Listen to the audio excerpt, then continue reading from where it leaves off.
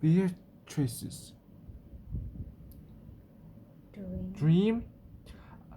of A story of Kibera's slum. Kibera slum.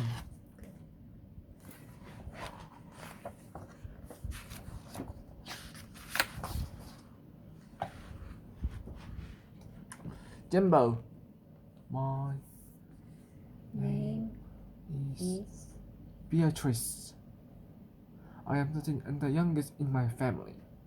My father died in a car accident, and my mother died of tuberculosis when I was 9.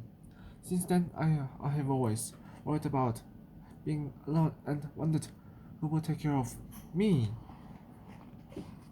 I live in Kibera with Francis, the oldest of my brothers, and his wife, who lives behind the shop where he says he sells soap and other small household things. I am in class 7 and I really like my school. Every morning I put on my uniform and walk to school. It takes me half an hour. During the rains, no one in Kibera can walk anywhere without getting covered in mud. I wear sandals when it rains, and I have to wash them out every day. In the dry season, there's dust everywhere.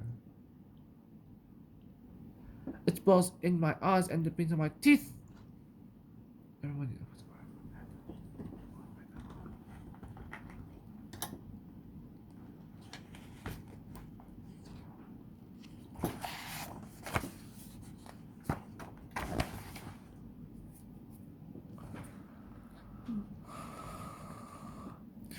to get to school, I have to cross the railway track that goes from Mombasa to Kisumu. Near the railway track, you can look out of the snow and see it stretching on end onto where the earth meets the sky. People, people move around everywhere like ants.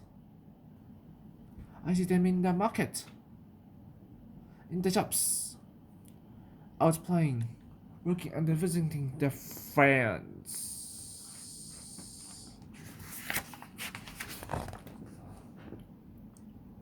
My school is built of tin, and my class is on the second floor. It is a small room, crammed, so full of desks that we can hardly squeeze past them to get to our seats. When the wind blows, the loose tin on the roof crackles and pops. Ping, ping. Next door, Class 6 are singing. On the other side, Class 5 are chanting their lessons and out loud. It is good to hear so many voices speaking as one. When my thoughts start to wander and I gaze out of the window, my teacher says, Beatrice, your body is here, but your spirit is at home. Kennedy, who sits near me, says, that is witchcraft. My teacher replies,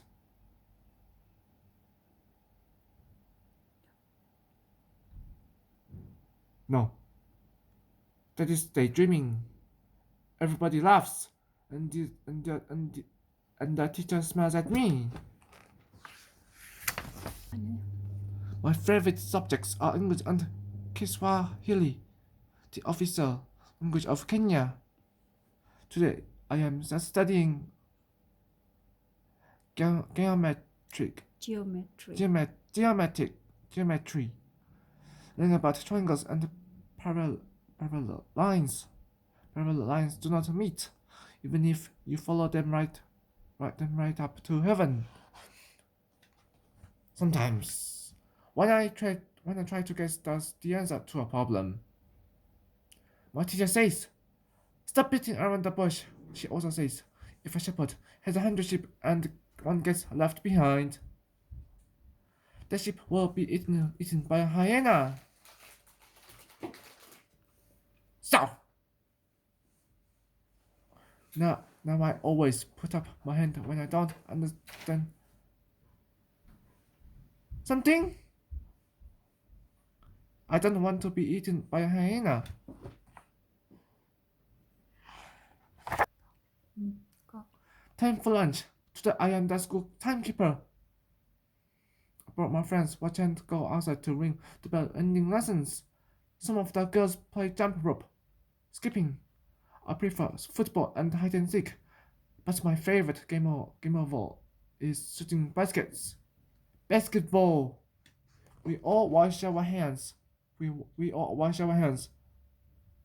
For lunch we eat kisari,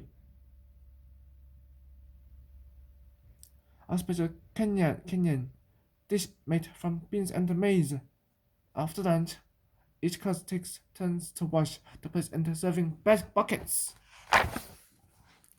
In the afternoon, we learn about HIV and HIV and AIDS. HIV and AIDS. AIDS And about ourselves. Our teacher asks, "What is special about girls?" We answer, "Girls give birth and nurse children. Girls fetch firewood and water. Girls clean, cook can do the washing, but can't boys fetch firewood and clean and cook can do the washing too?" My teacher asks. Some of us agree with her.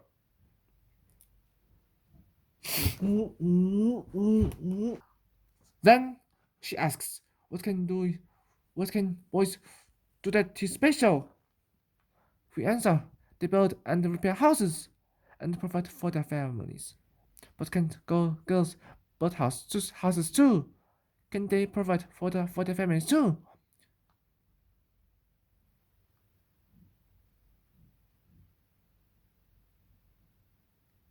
Yes, they can. We answer, boys and girls must all work together, says my teacher. I like hearing her say this.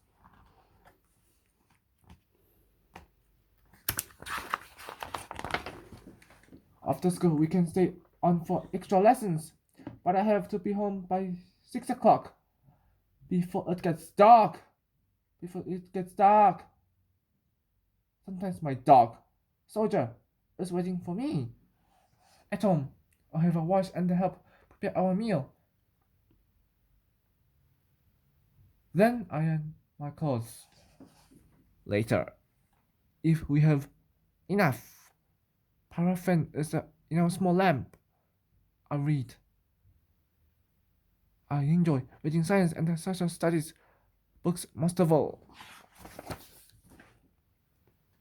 On Saturdays, I go to school until lunchtime. We have a small library where we can take off our shoes, sit on cushions, and read.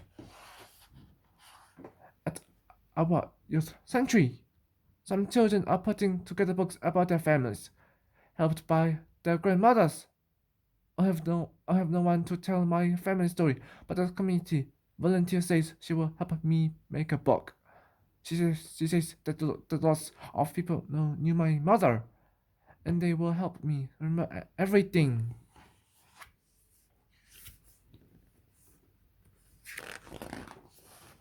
Back at home, I do the washing and go to market. I'm good at choosing the best fruits and vegetables. If I have any money left over afterwards, I'll buy a chapati, a thin Indian pancake. At the weekend, I'll help in my brother's shop, selling small things like matches, chicken pastas, and mirrors. I am good at making keys too, which I choose from a big bundle. On Monday, the new school week begins. My friend